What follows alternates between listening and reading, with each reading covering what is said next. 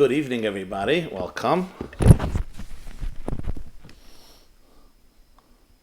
Thank you for joining us. Please open up your Rambams.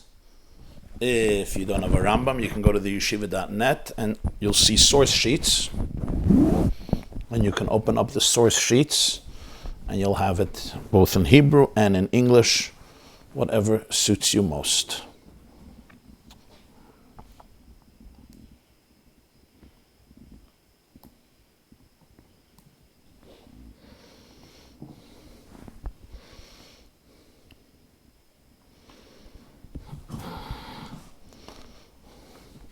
Okay, everybody hears me. I hope you hear me.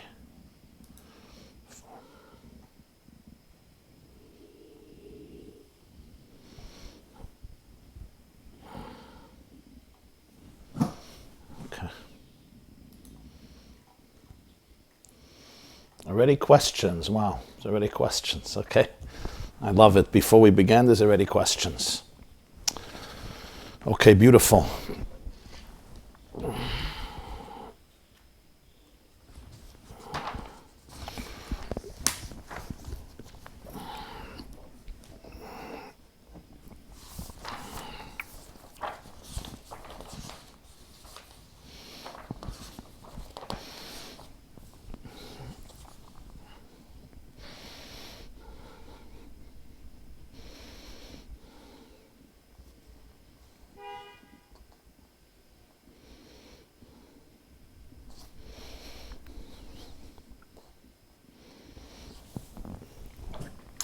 Welcome, everybody. We are holding Hilchis Avodah Zarah, Perek Shlishi.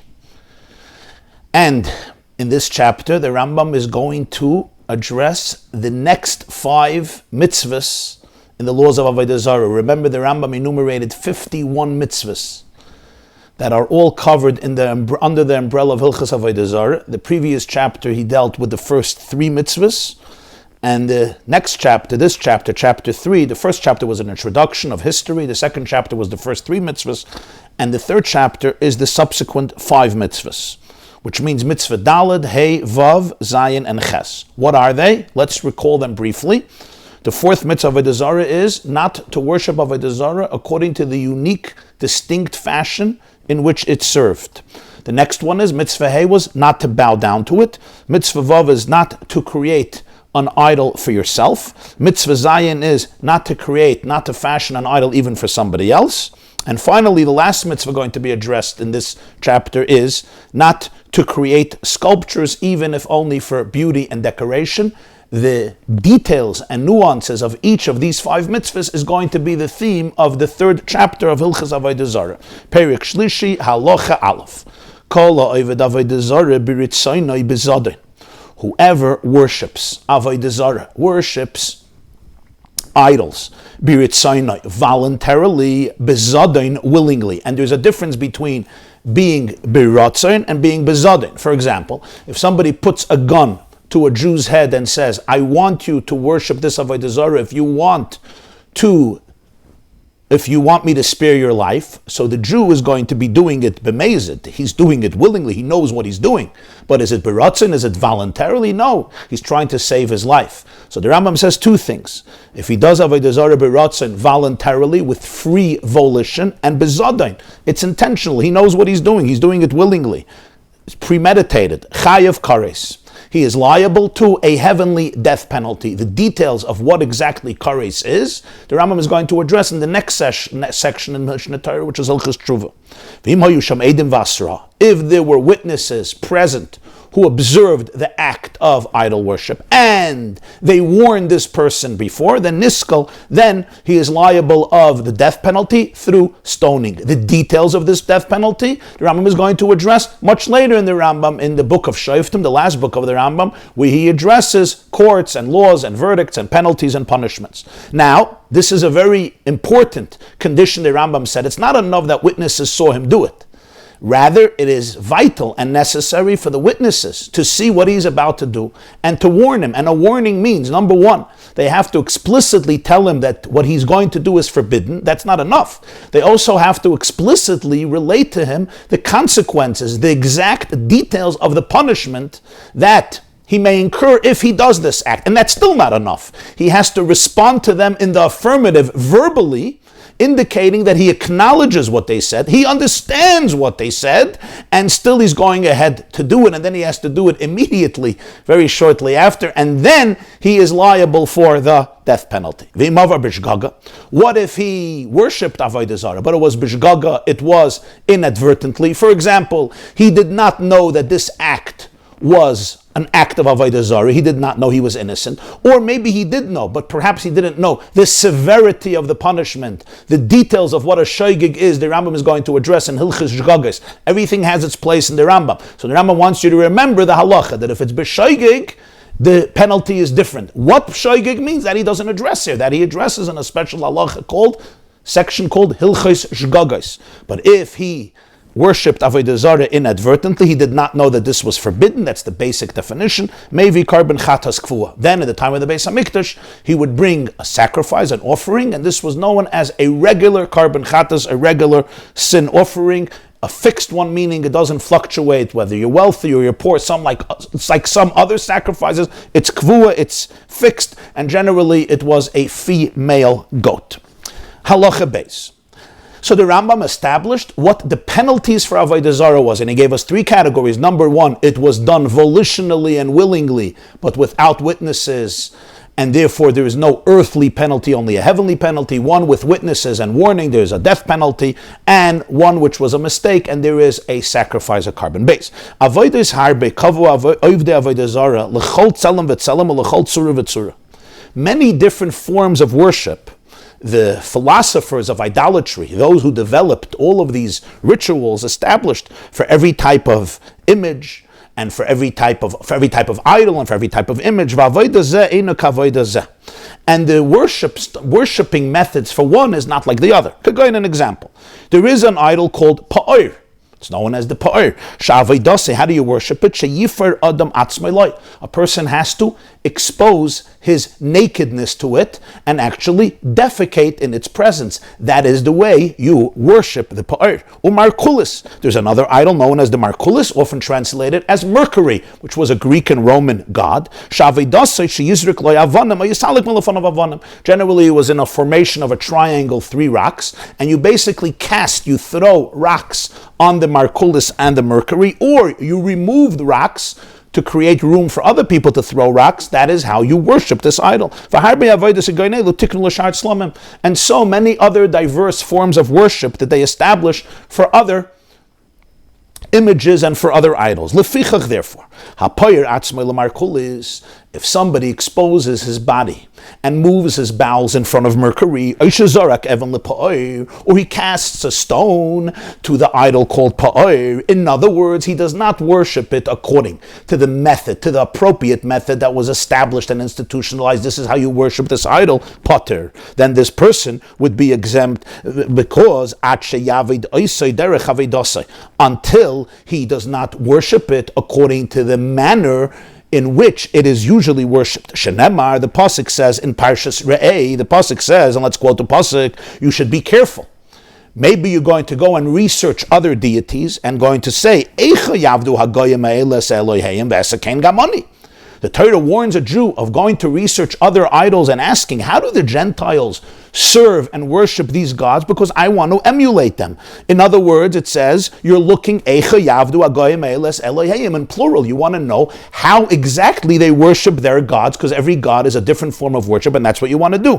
What do we see from this pasuk? This is what the Torah says is Avodah Zarah. This is what is a violation in the Torah. This is the Avodah Zarah that I'm liable for. If I worship an Avodah Zarah according to the method of this particular Avodah Zarah, because of this, the Rambam says, fascinatingly, Tzrichin Bezdin Leida Darkei HaAvodas. Bezdin, the Jewish courts, must know all of the various methods. They must be well versed in all of the various methods of the diverse idols of the age, because there's no way to administer a death penalty, even to a Jew who worshipped idolatry willingly and voluntarily with witnesses and warning. worshipping until we know that this is indeed exactly the method of how you engage in this avodah zarah. And if he did not do it that way, he will not be liable, and therefore Beis Din must learn the methods. You're going to ask a question. In chapter 2, the Rambam said that there's a sin to read literature of avodah zarah and the methods of avodah. That was all when there's a danger that you're going to be lured in. You're reading it for interest, you're reading it for curiosity, or you're reading it for knowledge and information. Here, why is the Beis Din reading it? The Beis Din is reading it in order to be able to uproot avodah zarah. This type of reading the Sfarim of avodah zarah is not part of avodah zarah. On the contrary, it's that the Beis Din should know the halachos in order that they should be able to establish what is the verdict of Torah regarding every avodah zarah. Halacha Gimel. V'azhara shel avodas elu. We have a principle that when there is a punishment in Torah for something, we cannot just punish the person if there was no warning. Just like individually, every person must be warned before we could administer a punishment. If there was no warning, there will be no earthly punishment. The same is true collectively to Klal Yisrael. The Torah doesn't just write punishments. The Torah also inserts the warning. So the punishment for avodah zarah is clearly mentioned in Parshas Shoftim, actually this week's Parsha. That's where we know that the punishment of avodah zarah is skila, is stoning. That says clearly in Chumash. The question is, where is the warning for this in Torah? There's no punishment if there's no azhara. So the Rambam says, "V'azhara shel avodas elu." Where is there a warning to worship an avodah zarah according to its method of worship? Like we mentioned before, the pa'or or markulis, v'kayotze behen. The answer is, "Hu shekasav." This is Aseres Hadibros in Parshas Yisro, and then it's repeated again the second time in Aseres Hadibros in Parshas V'eschanan, where Moshe Rabbeinu, where Hashem tells the Jewish people,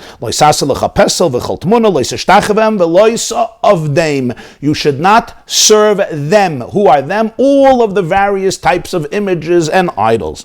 When is this set?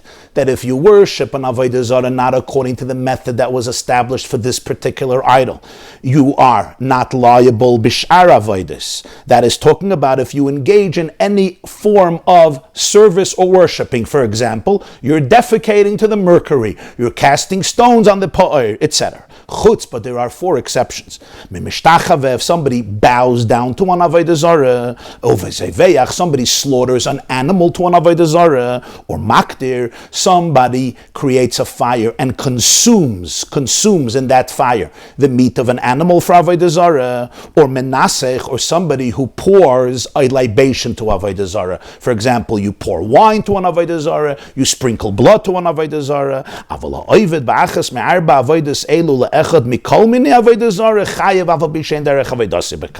If you engage in one of these 4 types of service, what are they again? Bowing down, slaughtering an animal, burning food to the avodah zarah, having it consumed in a fire, or libations, and the last one was, what did we do? We did bowing down to the avodah zarah, slaughtering an animal, having a fire consume the food in a flame for the avodah zarah, and finally libations, those 4, then the halacha is a person is liable, even though this is not the pattern through which this avodah zarah is worshipped. So again, if you're engaging in the particular rituals that were established for this avodah zarah, even if it's very weird and obscene and strange, and one wonders where is the honor and the glory, one is still liable. For example, the pa'or, defecating in front of the pa'or. But if I do these particular 4 things, then regardless what the particular ritual for this avodah zarah is, the person is liable. Ketzad, what does this mean? Harei shenisech lepa'or. If somebody comes to the Baal Pa'or idol, well, usually how do you worship it? By exposing your nakedness to it, but instead he pours wine to the Pa'or.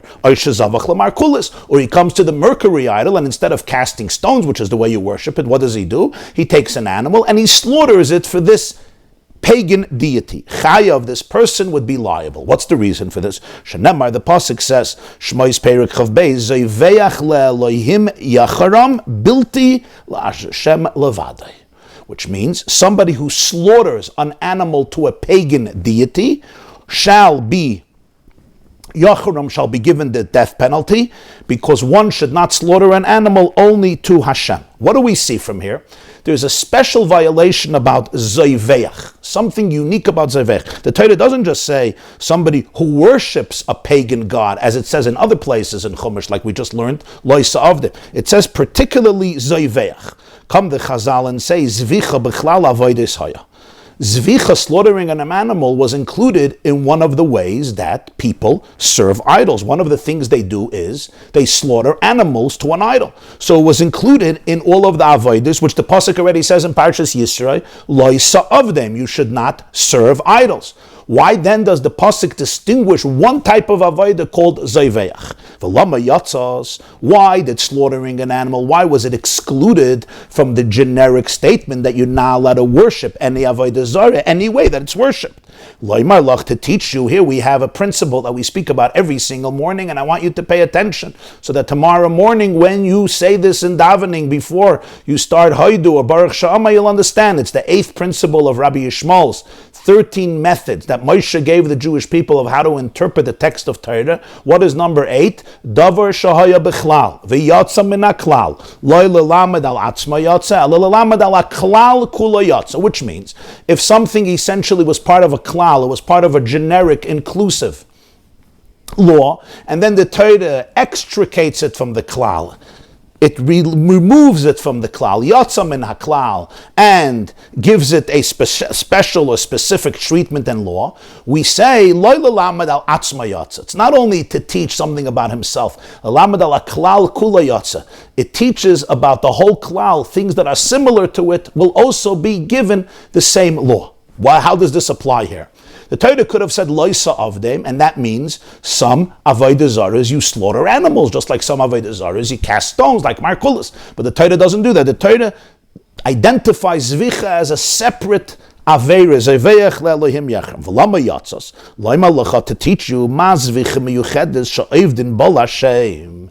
Zvicha is unique. Slaughtering an animal is unique. Why? It's a replica of what we do to Hashem in the Beis Hamikdash. We don't cast stones in the Beis Hamikdash, but we slaughter animals in the Beis Hamikdash. That's something that we do for the Rebbeinu Shalom. V'chayav hazeveach le'el acher skilala. And the Torah teaches that if I do this pattern, if I do this ritual to an alien god, to a fake god, to a false god, then I am chayav skila, zoiveach le'elohim yechrem.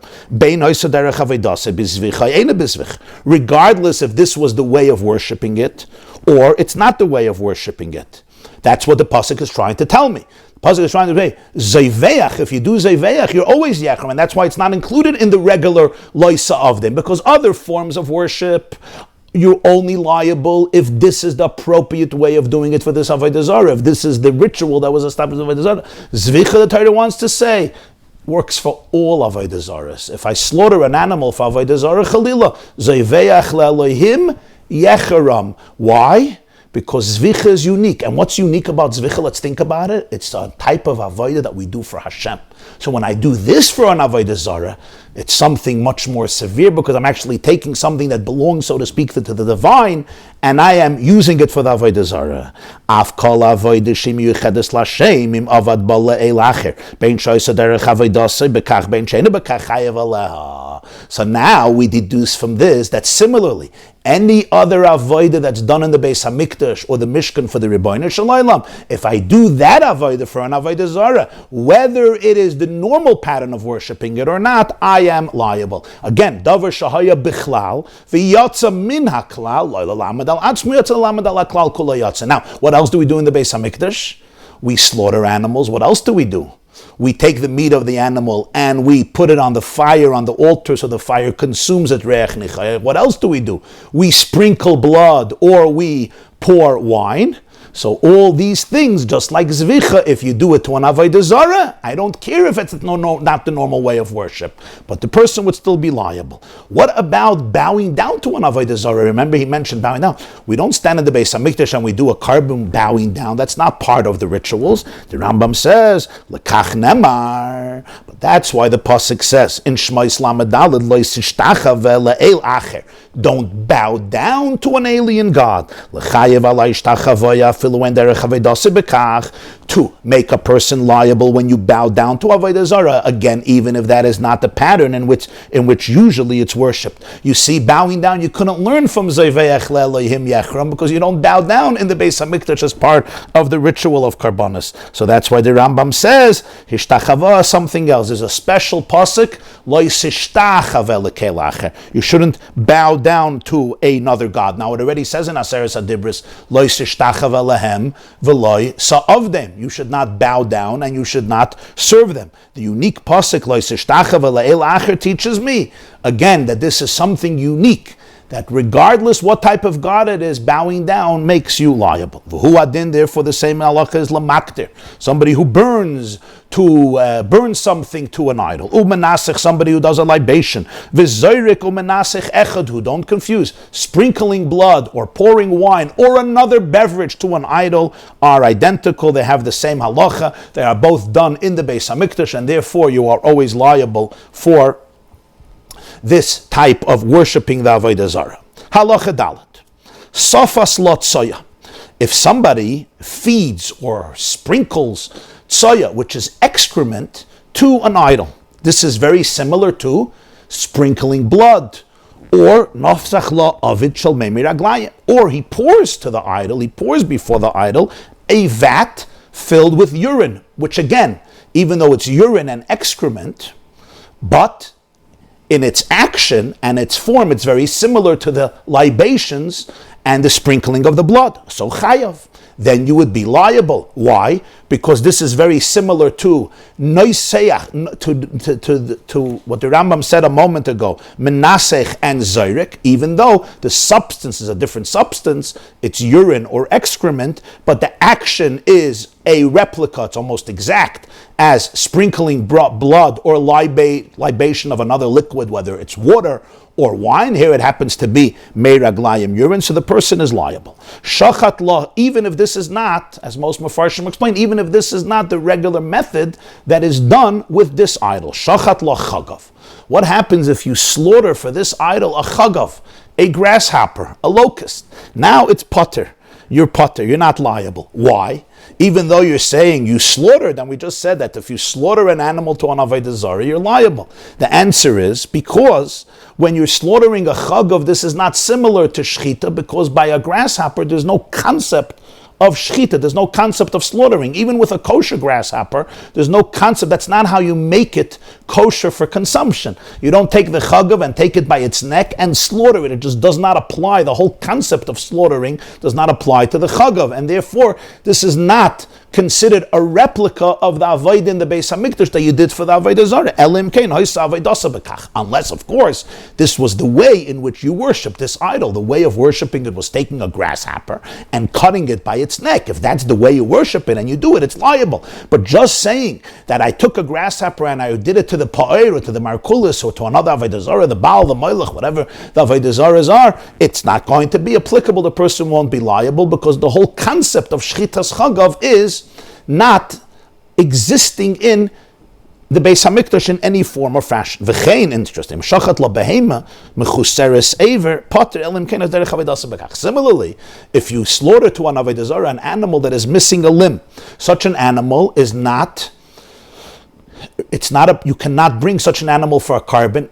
If the animal is blemished, Jews don't bring it for a carbon, but a non-Jew could bring it for a carbon. But if it's missing a limb, then even non-Jews would not bring it for a carbon. And therefore, if a person slaughters an animal for an Avodah Zarah that is missing a limb, unless this is the derech Avodah, the person would be potter, the person would be completely exempt.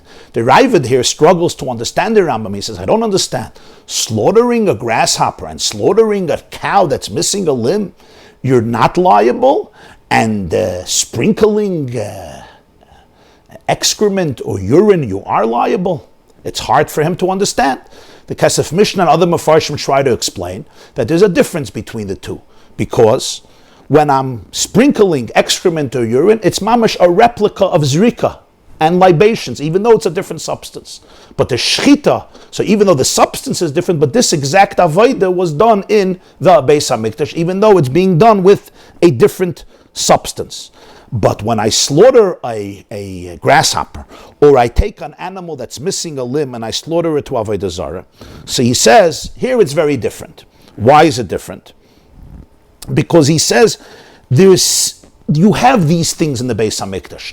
You don't slaughter a grasshopper in the Beis HaMikdash. You don't slaughter an animal that's missing a limb, but you slaughter living organisms in the Beis HaMikdash. You slaughter sheep, and you slaughter goats, and you slaughter bulls, and you slaughter cows. So you have this phenomenon. And on the other hand, these are so different because you're not going to slaughter a grasshopper, and you're not going to slaughter a behemoth that's missing a limb. And therefore, because it's so different, you are not liable because it's completely of a different genre than what you would offer to Hashem. On the other hand, when you are sprinkling libations of urine and excrement and so forth, since it's something that doesn't exist at all in the Beis HaMikdash, the whole concept, you don't have this existing in the Beis HaMikdash, so therefore you just look at the act. The act is that he's sprinkling, and that is similar to the Beis HaMikdash, therefore you're liable. The Sameach, Rabbeinu Meir Simcha Kohen of Dvinsk, he distinguishes between the fact that one is slaughtering and one is a libation. Slaughtering is not the act of Avodah Zarah. Slaughtering is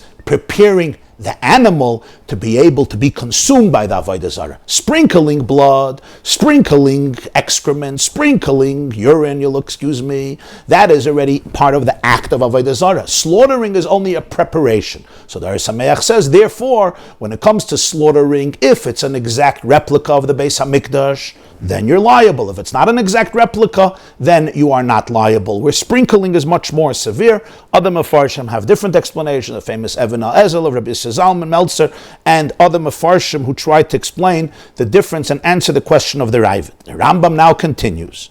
And here there is a hybrid between the two ideas we spoke about. The Avodah Zarah that you're worshipping according to the method that it's usually worshipped, and the Avodah Zarah that you're worshipping in a way that it's not usually worshipped, but it's one of the four categories that we described. And here there is a little interesting synthesis. Avodah Zarah sha'ivdin oisa b'makal. An idol that you serve it usually through a makal, through drums, let's say. You take sticks, you bang the sticks against each other, or you beat the sticks on the idol, but it's some form of ritual with sticks and drums. So now, here's an interesting thing. So what would be the proper way of worshipping it? With the sticks. So you took a stick and shavar makal b'faneh. You took a stick and you broke the stick in the presence of the Avodah Zarah. Chayav, you would be liable because this is a form of shchita. Since this Avodah Zarah employs sticks as part of its ordinary ritual, when you take a stick and you break it, so to speak, broke its spine, you destroyed it, you slaughtered it, you killed it. So in this Avodah Zarah, this is similar to shchita in the Beis HaMikdash, and therefore you would be liable, even though the ritual is not exactly breaking sticks. It's drumming or beating sticks or banging sticks or knocking sticks. But here you would be chayav and v'neseres, and it would even become prohibited as an offering for Avodah Zarah, which is prohibited. Zarak makal b'fanah. What if you didn't break the stick? You just took the stick and you threw it to the Avodah Zarah. Chayav, you would be liable. Again, you're sprinkling, you're throwing. So it's like the Beis HaMikdash where you threw blood. Now, throwing a stick is not like throwing blood, but since here the regular way of working with this Avodah Zarah is through sticks, so that is its instrument. So just like when you break the stick, it's similar to shchita. When you throw the stick, it's similar to zrika. But here, ve'ena neseres, the stick will not become prohibited. You can take it home. She'ein zrikas hamakal kein zrikas hadam, because it's ultimately too remote from sprinkling blood. She'amakal kamais shehu v'adam ispazer, because the stick remains intact, where the blood spatters, and it goes all over the place. So therefore, it's so much different than zrika. Because it's so much different than zrika, therefore, in order for it to become asur, it has to be more similar to the avodah in the Beis HaMikdash. So if it was like the avodah in the Beis HaMikdash, when you break the stick, it's more similar to shchita, because you actually killed the stick, you destroyed the stick. It's a form of death for the stick. So the stick also becomes asur. When you throw the stick, you're takechayev. It's similar to the avodah in the Beis HaMikdash, even though this is not exactly how you worship this avodah zarah, because you drum with it, you don't throw sticks, but nonetheless you're still chayiv, but the stick doesn't become asur. Hamakabel alav echad mikol minei avodah zarah be'eloha chayiv skila. If somebody accepts any type of avodah zarah and he verbally accepts it as a god, he basically declares that this is his god, then this person becomes potentially liable for the death penalty. Even if a person lifts up a brick, for Amarla, and he speaks to the brick and he says to her, Eli Ata, you are my God, or any similar verbal statement that basically turns this brick into an idol.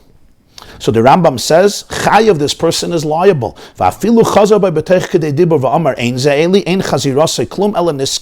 even if within Teich Kedei Dibur, which means within a few seconds of saying to this brick, you are my God, the person retracts it. This is called Teich Kedei Dibur, which means within the time that it would take to say, Shalom Alecha Rabbi, greetings to you, my Rebbe, which is a few seconds. So usually in halacha we know that if I make, let's say, a vow, within a few seconds I retract it. So the vow doesn't have validity because I uprooted it. But when it comes to Avodah Zarah, just like we learned in the previous chapter about Megadev, Teich Kedei Dibur means nothing, and therefore the retraction is meaningless, and the person would still get the death penalty for worshipping, accepting Avodah Zarah, and of course if there were witnesses and there was a warning, etc. And the reason for this, the Ran explains in Masechta Nedarim, Daf Pei Zayin. I think the Ran says the reason is because when things are so serious and so severe, remember, the witnesses warned you and they explained to you the death penalty, and then you did what you did, we assume that the person really thought this through. This wasn't just a Freudian slip, a spontaneous statement. He wasn't thinking much. This was really, really premeditated, and therefore Teich Kedei Dibur does not apply in these areas. Hey, fascinating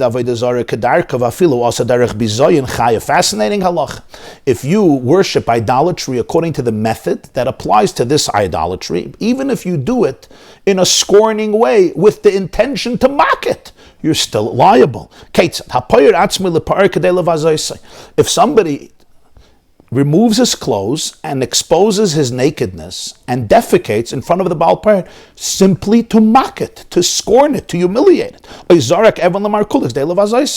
We know when you throw pebbles on somebody, when you throw rocks on somebody, you're usually trying to make fun of them. You want to denigrate them and abuse them. That's why he's throwing the rocks to the Mercury.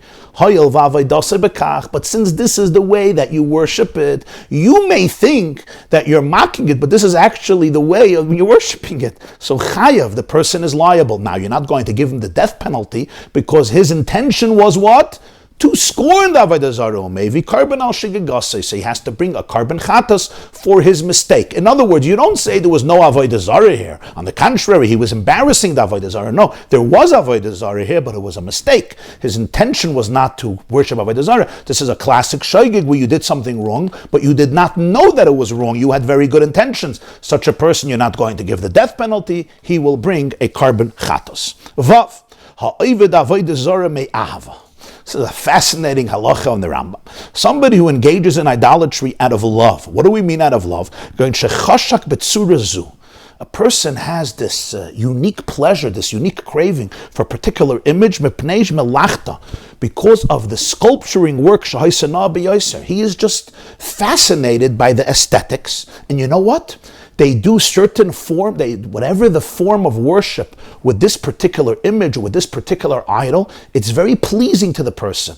Whether it's pleasing, the beauty of it is pleasing. In other words, there's no idea here that this is a god, this is a divine deity. No, it's just there's something very enjoyable to him in this act. Or maybe he was just afraid of this idol. He's afraid she's going to harm him. Just as the delusion of those who worship it, that these idols can either benefit you or harm you. If the person accepts this deity as his God, as his deity, then he's liable for stoning. But if he worships this idol, even if he follows the path that it's usually worshipped with, or he does one of the four above forms of service, which means he bows down to it, or he slaughters an animal to it, or he burns an animal on it, or he does a libation to it, the four avodas, still, if it's done out of the aesthetical pleasure, nothing to do with God, or fear, this ludicrous fear in his mind that this can harm him, he is actually not liable, because in his mind, even though he did the act of Avodah Zarah, but nonetheless, in his mind, this has nothing to do with a deity, nothing to do with a god, and therefore he would be pater.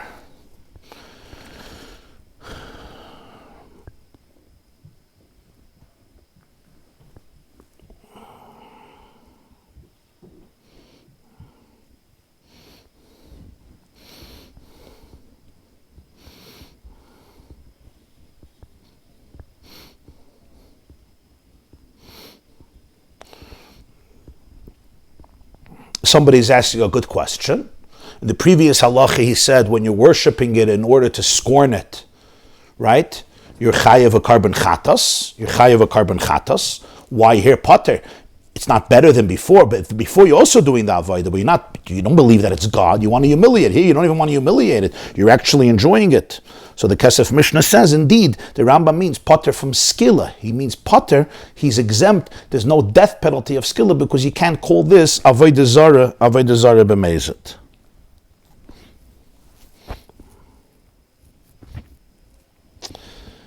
Hamegafif, somebody who hugs avodah zara. He hugs it. Hamenashikla, he kisses her. Hamechabed, he sweeps up the ground before her. Hamarbitz, he pours water lefaneha in order to settle the dust. V'hamarchitzla, he bathes the avodah zara. V'hasach, he anoints her. Hamalbish, he dresses her. Hamanal, he puts on her shoes. V'chol kayotze b'divrei kavod ha'elo. Other forms of honor and respect that he shows to avodah zara. He doesn't worship it as a god, but he just does different acts that are respectful for it, and doesn't mean that this is how you worship it. No, he cleans up the floor around it, he dresses it up, he anoints it, he kisses it, he hugs it. So what's the halacha? The Rambam says, oivre b'loisasa. This person violated a mitzvah of the Torah. Shenema, the pasuk says in Aseres Hadibris, lo yisa'avdem. You shouldn't worship all of the pagan gods. Udvarim elu b'chlal avodahen. And all this is included in avodah. Va'afal pikein einei loika. Still, he won't get lashes al achas man of any of these things. Lefi she'einon befedish, because these forms of worship are not explicitly discussed in the Torah. So this is just a generic prohibition on honoring an avodah zarah, which is included in the words loisa avdem. This is called a lav shabeklalus. A lav shabeklalus means when the Torah says that something is prohibited, but it doesn't specify an individual act. It can include many different acts that will all be included in this umbrella. Since there's no specific lav for each one, so therefore you do not get malchus. When it comes to worshipping an avodah zarah, here the Torah says loisa avdem, don't worship them, and the Torah intimates in Parshas Re'eh that if I inquire and find out how they worship an avodah zarah, I get skilla for that. So the Torah gave me a violation for every type of avodah zarah, worshipping it according to its particular individual method. But these types of respect, which are just general things that are not the derech of avodah of the avodah zarah, it's just honoring the avodah zarah, they're included in loisa avdem, so it's a prohibition, but there is no malchus. Of course, if the way of this avodah zarah was, the way you worshipped it was to do one of these things. Let's say you worship this avodah zarah through kissing it, or through hugging it, or through sweeping before it, and you did it with that kavana to worship it, then the person would be liable, because this is classic avodah zarah. Yashav kaitz beragloi b'fnei avodah zarah lo yashuach v'yitlenu nesheniri k'meshtachavela. What happens if a thorn goes into somebody's leg and he's standing in front of an avodah zarah? What do you want to do? You want to bend down in order to take it out. Don't do that, because it appears like you're bowing down to the avodah zarah, even though you're not. You're just trying to take out your thorn. Nispazru lo'maiz b'faneh. What happens if there's a hole in your pocket and all your money falls out and they're scattered on the floor in front of the avodah zarah? Here again, if you bend down to take the money, it seems like you are bowing down to the avodah zarah. Ela yeshiv. So in these cases, you don't have to lose your money. Just sit down, and then take out the thorn or collect your money, and then you stand up and you walk away, so it doesn't appear like you're bowing down to the avodah zarah. Halacha ches. Partsufos hamakalchos mayim b'fnei avodah zarah. Partsufos are statues with faces of people, And they often had statues which were fountains. They flowed, water flowed from them. These were fountains. And they stand in front of an Avodah Zarah. There is an idol right behind them or right above them. Lo yaniach piv al piyem v'yishta. Like the water fountain, you shouldn't place your mouth on their mouth and drink. Because again, even though you're just thirsty, and you're not worshipping the Avodah Zarah. The water is not water of Avodah Zarah. That's not the problem. Water of Avodah Zarah you're not allowed to drink. The water is just flowing from a fountain. You're allowed to drink that water. However, there is an Avodah Zarah on top of it or near it or behind it. When I put my mouth on it, it looks like I may be kissing the statue, the Avodah Zarah, and therefore I'm not allowed to do it. Don't put your mouth on the mouth of the water because it looks like you're kissing the Avodah Zarah for the person who's standing perhaps a little distant from you. Tess. If somebody makes an Avodah Zarah for himself, I don't only mean if you make it with your bare hands. Even if you commission somebody to do it for you, you hire somebody, a Jew or a non-Jew, to make you an Avodah Zarah, you may have not worshipped it. You're just making an idol, making this and this idol loika. This person receives, if there are witnesses and there's a warning, he receives lashes. Shenema, the pasuk says in Aseres Hadibros, Lo yisasa lecha pesel v'chol tmuna. Do not make for you, which means on your behalf, whether you make it yourself on your behalf or somebody else makes it on your behalf, a pesel, an idol, or any graven image. Similarly, if somebody makes with his own hands an Avodah Zarah for somebody else, not for himself, even for a non-Jew, he receives lashes. There's another pasuk in Kedoshim, graven images for deities you should not create. Therefore, what if you have both sins? I create an Avodah Zarah myself with my hands for myself. This person will receive lashes twice because there were two separate sins. Number one, he made an Avodah Zarah for himself. That he would have violated even if somebody else made it. And in addition to that, he actually made with his own hands, he made an idol. That he would have been violating that mitzvah even if he did it for somebody else. And here they both come together. Halacha Yud. So the Rambam now finished. Till Halacha Yud, the Rambam finished. The next few mitzvahs that he enumerated in the 51 mitzvahs in the introduction to Avodah Zarah, he covered already. Not to worship Avodah Zarah according to its natural pattern, not to bow down to it, which interestingly includes also the other generic avodas of slaughtering, of burning, and of libations. He also included the mitzvah of what? Not to create an idol for yourself. And finally, not to make an idol even for somebody else. Now the Rambam concludes the Perek with the last mitzvah, mitzvah ches, shaloi lasas tzuros afilu l'noi. So the Rambam explains. Asur las, a fascinating halacha. Asur lasas tzuros l'noi. A person is not allowed to create, not allowed to carve out, not allowed to make busts, images, even just for decoration. We will see what type of images in a moment. Not all, some. Even though he's not building, he's not carving or sculpturing an idol for the sake of idol worship, which we already learned is forbidden even if you don't worship it. That's not the point. The point is he wants to have a beautiful piece of furniture or a beautiful bust in his dining room or living room or wherever it is, and therefore he makes it simply for beauty. He's not allowed to. Shenemar, the pasuk says in Parshas Yisro, the end of Yisro, Lo sasun iti Elohei chesef Elohei zav. What does this mean literally? Do not make with me gods of silver or gods of gold. Says the Rambam Kalaimar, what this means is tzuros shel kesef v'shel zav she'ein l'noi. Do not create images made of silver or made of gold, even if it's only linoi, even if it's only for decoration and for beauty. One should not make it. Why? Because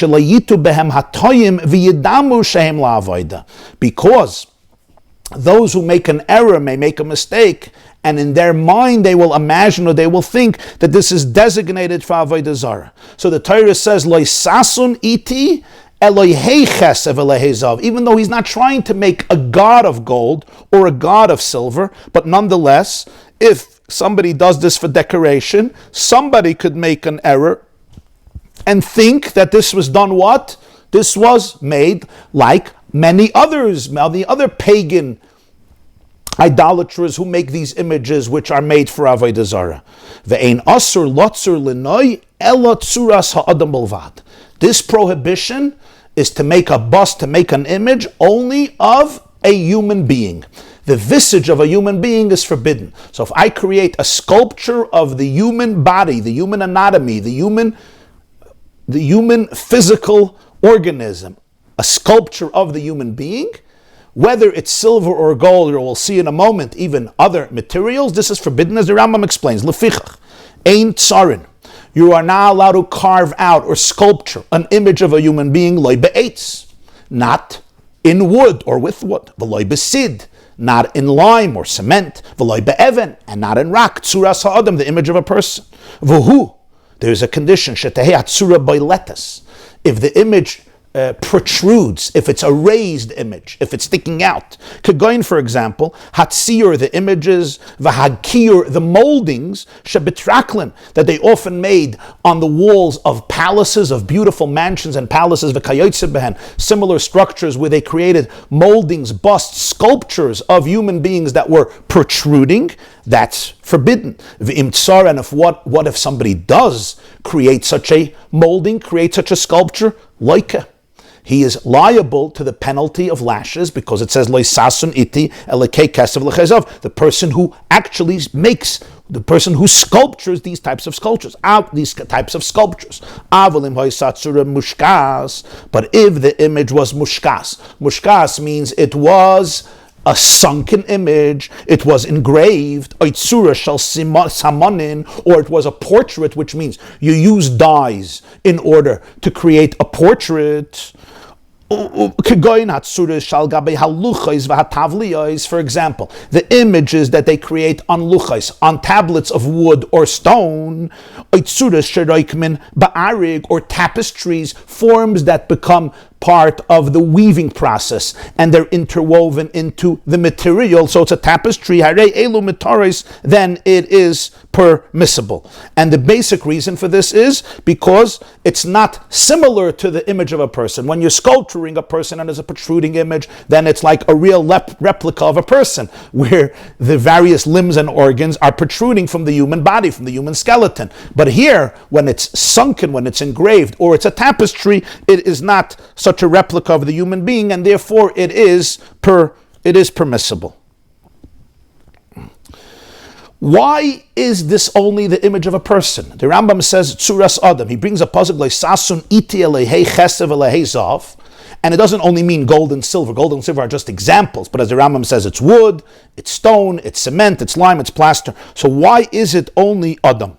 The Sefer HaChinuch, Mitzvah Lamed Tes, and it's quoted in many poskim, says something fascinating. And he says that when you read the Chumash, there's no nekudus, there's no vowels, how we pronounce the words. We know how to pronounce the words as part of the oral tradition. But the fact that you could pronounce it in different ways is significant, because all of the various possible pronunciations are part of the depth of the pasuk. So when you read the pasuk, loisasun iti, you can also read it differently. Loisasun oisi elohei chesev elohei zav loisasu lechem. Don't make me, Hashem says, don't make a form of me in gold and silver. Wow. Now you get it? There's only one thing in the world that reflects the Rebbeinu Shalom, a human being. When Hashem creates man, he says, Nasa Adam b'tzalmeinu kidmu seinu. Let us create the human being in our image. Even the body, the physical organism of a human being, is a reflection of the divine. Every human being is carved, physically carved in the image of God. So the very physical structure and body of a person is, so to speak, a replica of the Kavayachal of Hashem. Or as the Shalah says, Adam comes from the word Adameh, from the word doime. You're a mirror, you're a reflection, you're a continuum, you're a manifestation, you're an embodiment of the divine. So understand, according to the chinuch, the depth of this halacha. The depth of this halacha is that if I actually sculpture an image of a human being, what am I really sculpturing? I'm kavayachal, making a sculpture of Hashem. The human being is the human being, a living person who is in the image of Hashem. When I turn that into a sculpture, kavayachal, I'm making a sculpture of Hashem. And therefore, it is absolutely forbidden, even if I'm not doing it to worship it. I'm just doing it for beauty. But that's the leisasun oisi. Don't make me into an image. And when you make an image out of a person, you're actually making Hashem into an image. This demonstrates the infinite dignity and value that Torah conferred upon the human person and even the human physique.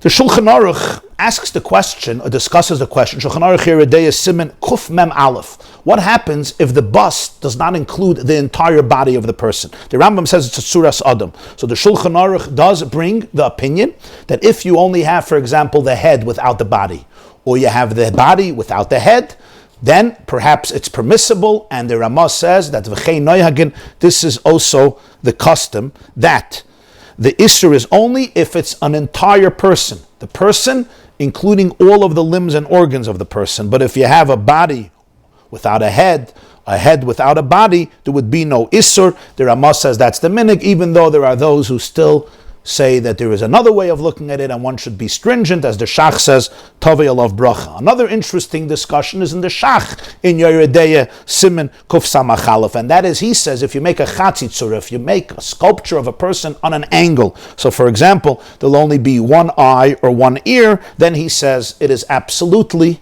permissible because you don't have the tzura of an Adam. A very interesting discussion became in Poiskim concerning dolls. They have dolls, and they're mamish replicas, little replicas or large replicas of human bodies, and they're toys that children and sometimes adults love to play with, and sometimes you have the full physique of a human being carved out in the doll, whatever the material of the doll is. So the Shal Chuvas Maharit in Yeridei Lamed Hey, he says the whole point is just a game, it's fun, it's a toy. So therefore the whole idea here is not relevant. The Rambam says you can mistake it for a divine image, you can mistake it for an idol. He says the whole idea doesn't apply. It's just for a game, it's not permanent, it's not fixed. He says not only are you allowed to have it, you're also allowed to make it, even though making is really the big issue. Rabbi Yosef and Shutya B'Ya'ima Yeridei Siman Tes, he says, listen, when it comes to making these dolls, he says he thinks it may be problematic. He thinks buying them and holding them in the house and playing with them, he thinks there is room to be lenient, even though there are those who are stringent about this, and they suggest, chop off, poke out an eye, or take off an ear, or get rid of the nose, etc. I should say that there is the opinion that they quote from the Chachmas Adam, who says that he feels that nowadays everything is different, based on what the Rambam says, that people will think that this is for Avodah Zarah. He says today, when it's very hard to find a person, at least in our societies and cultures, that worships a sculpture of a human being as an Avodah Zarah. It's not the days of Nimrod or Nebuchadnezzar or Caligula or Julius Caesar. So he feels that the whole notion doesn't really have that validity and therefore it wouldn't be forbidden, but this is not so simple. And as you can understand, many argue. So if it comes in terms of a practical question, you should ask your local competent Orthodox rabbi. But this is a very fascinating discussion, especially based on what the Sefer HaChinuch explains. It may be that olden days and nowadays there wouldn't be that of a big difference. Okay, Halacha Yud Aleph, which is the last halacha, and a fascinating halacha, and I prepared some pictures for you. So that you'll be able to appreciate what the Rambam is saying. Here we go. Tabas sheyesh aleh chosim. Something called a signet ring. You know what a signet ring is? Here you have two pictures. This is from Roman times or Byzantine times. You're dealing with almost 2 millennia ago. Signet rings were the rings that the gentlemen's, here you see a classic picture. The gentlemen's, these were all excavated in archaeological digs. Gentlemen, especially those of royalty and aristocracy, would wear these signet rings and they would sign especially official documents or treaties or contracts with these rings, which had on them words or pictures or images. This was known as tabas sheyesh aleh chaisim. It's a ring that has on it a seal that was used. Shehu tzuras adam. You can have very different types of signet rings. Here you see two. Here you see Tsuras Adam. In one of them you see the image of a person, in one you see the image of an animal. In fact, some of these, I think, were even graven images that some of these cultures used for Avodah Zarah. But here you have these images. You see, Yeshalat Tsuras Adam. It has the image of a person. Says the Rambam, fascinating halach. Im hois hatzura boiletes. If the tzura was boilet, what do we mean boilet? If the signet of the seal was protruding, it was raised, then asur lahanicha. Then you're not allowed to wear it. Why? Because basically you have here the image of a person protruding out of your signet ring. You're not allowed to wear it. You're not allowed to even have it. But you're allowed to use it to sign. Why? They would usually dip it into wax and sign, and if it was a raised image, if it was a protruding image, then when you signed it, the image became indented. On the other hand, but if the image of the person was an impression, it was sunken, it wasn't raised, it wasn't protruded. On the other hand, like you see here in these images, it was sunken. So then now what? Now, when you sign with it, what happens? You sign it in wax, what happens? It protrudes. So the Rambam says, muter lahanicha. You're allowed to wear the ring because the image is an impression. It's engraved, it's indented, and we said before that's not a problem. But you can use it to sign. Because that which you sign, this tzura, this form, is going to suddenly be raised and protrude, and that you're not allowed to create. So therefore it would be forbidden. Here you have, till now you have the Roman and the Byzantine signet rings. Here you have Jewish signet rings. These were excavated not long ago. And on the left one here, you see it's reddish, brownish. This says the name of King Chizkiyahu. And some were suggesting that maybe this was the signet ring used by Chizkiyahu, or used by the palace of Chizkiyahu, or used in the times of Chizkiyahu. Chizkiyahu lived, of course, during the second Beis HaMikdash. We spoke about Chizkiyahu in chapter 2 of Hilchas Avodah Zarah, the story with Eliakim and Shavna and Rav Shakeh, remember? So this is a signet ring from the time of Chizkiyahu. So you're dealing first Beis HaMikdash. Here you have another signet ring from the same time. You see the one on the right. But this is the Jewish signet rings. There's no image of a person here. You see basically here letters and words of names. And this was used as a signet ring. So this is the distinction the Rambam makes. The Rambam says, V'chein asur lotzur dmus chama ulevana kaychavim umazalus amalachim. You're also not allowed to create an image of the sun, of the moon.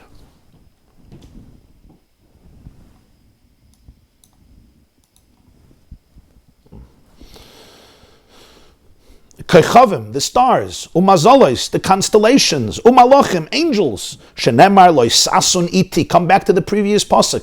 Loisasun iti elehei kesef velehei zav loisasu lechem.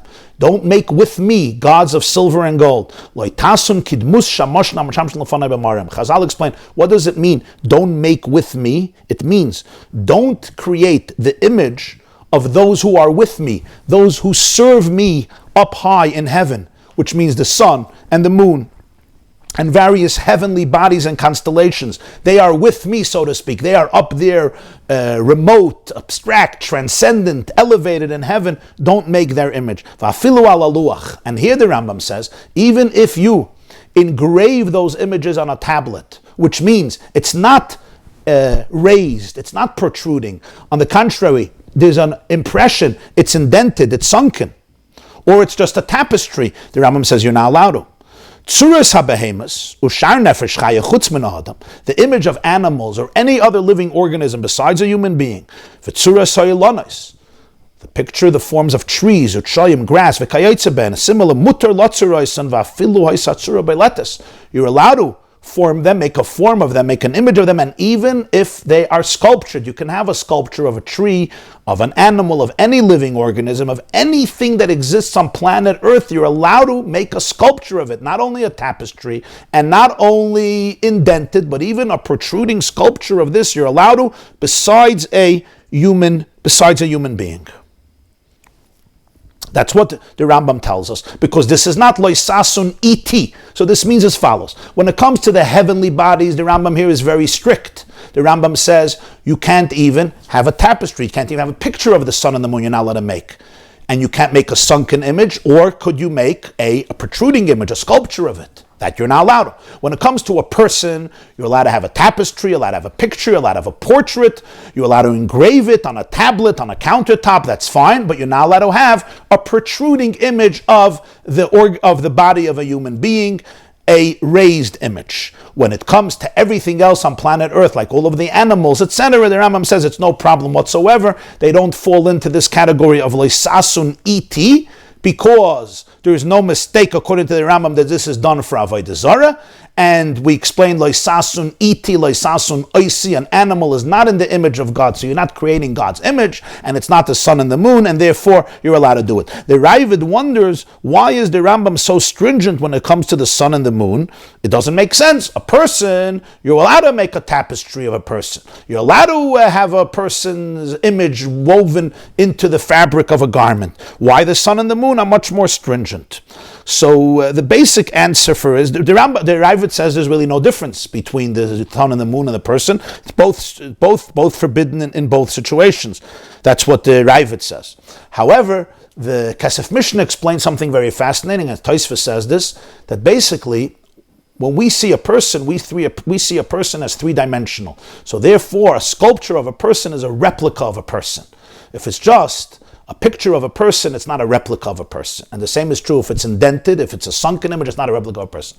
But when we look up in the sky, we don't see the sun and three-dimensional sun or three-dimensional moon, even though it is, but we just don't see it that way. We see it all at the surface of a sky, and therefore we only see it as two-dimensional. And therefore here the Rambam says, when you make an image of the sun and the moon, even if it's two-dimensional, it's considered an image of the sun and the moon, and then it would be forbidden. Others also explain that when it comes to the sun and the moon, because this was so common, this is what they used to worship. Remember, the whole Avodah Zarah began how? From worshiping the heavenly constellations. So therefore, the rabbis prohibited this. The rabbis prohibited any picture of the sun and the moon, because this is literally, it was constantly being used for idolatry. This was the classic symbol and the classic usage of idolatry. So therefore here, they became much more stringent. So this would be a rabbinic prohibition when it comes to the sun and the moon. At least that's how the Rambam understands it. The obvious big question is, the Gemara discusses this, Rabbi Gamliel in his office used to have pictures of the moon, and he used to investigate the witnesses when they would come for Rosh Chodesh, and he would say that the moon looked like this, the moon looked like this. And the Gemara explains, and the Rambam clearly indicates it. He says, Asur las suras l'noy. This is only if it's for decoration. But if it's done for learning, for education, if you need these images to understand astronomy, to understand how the world works, to understand how biology works, to understand how nature works, there's an educational use here, then these prohibitions do not apply, and therefore Rabbi Gamliel can have these images. Another interesting question is Shevet Yisachar. The Medrash says Yisachar had the picture of the moon and the sun in its flag. What about that? Was it not for decoration? That seems to be for decoration. The Tzitz Eliezer brings the name of Rabbi Yeshua Leib Diskin, the famous Soraf of Brisk, one of the great Goyni Adar in the 1800s. He said, Rabbi Yeshua Leib Diskin says that the prohibition is only if you create an image, if you make a picture of the sun and the moon in the exact size that we actually observe them in the heaven. If you make them in that exact size, and it's not for educational purpose, it's for beauty, then we have this problem, because it's like a replica of the actual sun and moon that we observe, that it may be seen as something that is similar to idolatry, or you're making an image of those who serve with God. But if it's done in any other size, according to the Tzitz Eliezer, he brings an opinion that it would be permissible. We just announced tomorrow morning, 7:30, we're going to continue our mimer about davening. We're learning about how to daven. That's tomorrow morning, 7:30. 10 o'clock, we'll have our next Shir Rambam, Hilchos Avodah Zarah, Perek Daled. Have a good night.